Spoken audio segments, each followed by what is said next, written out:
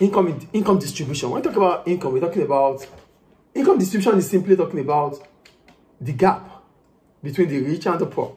So how income is being shared among people in the society, among different levels in the society. So here I wrote, there's no clear objective and general agreement about income equality. It is difficult for income to be equal. So it is based on the perspective of different politicians. We have the right wing and the left wing in the UK. So the right wing, they are in support of income inequality, but the left wing, they are in support of income equality. So for me, I'm not going to talk about the right wing or left wing. I'm just going to talk about economists and politicians. Okay. So here I wrote, some politicians and economists argue that inequality is positive because it increases incentive to work and take economic risk, which in turn increases the growth rate and raise income for all in the society. For some economists and politicians, they believe whenever there's income inequality, it becomes an incentive for people to want to work, for people to want to take risk, because they know if they are able to work, they're going to be able to increase their income. If they're able to take risk, the reward is high for them. And if those things happen, it increases the income within the economy or the society. That is according to the right-wing economists and according to some politicians and economists. I think you get the argument here. The argument is that inequality becomes an incentive for people to want to increase their level of income through work or through investment. Clear? Yeah. While other politicians and economists argue that on the principle of fairness, everyone in society should have access to certain standard of living.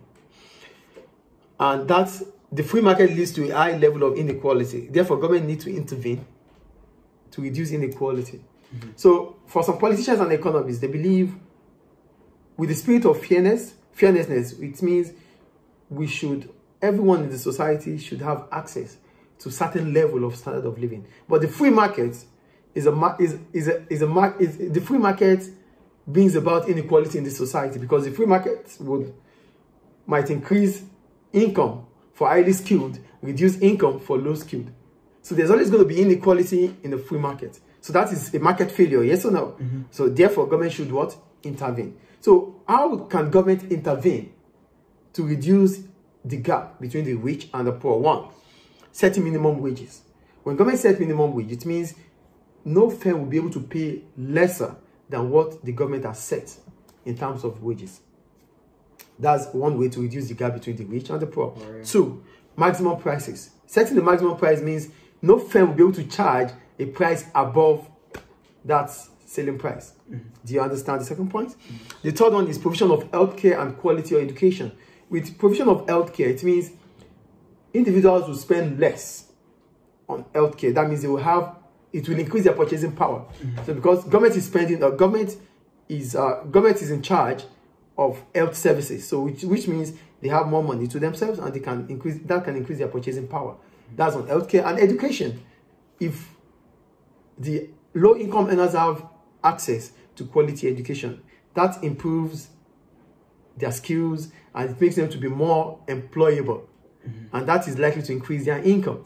That is the point there. And the last one is progressive taxation.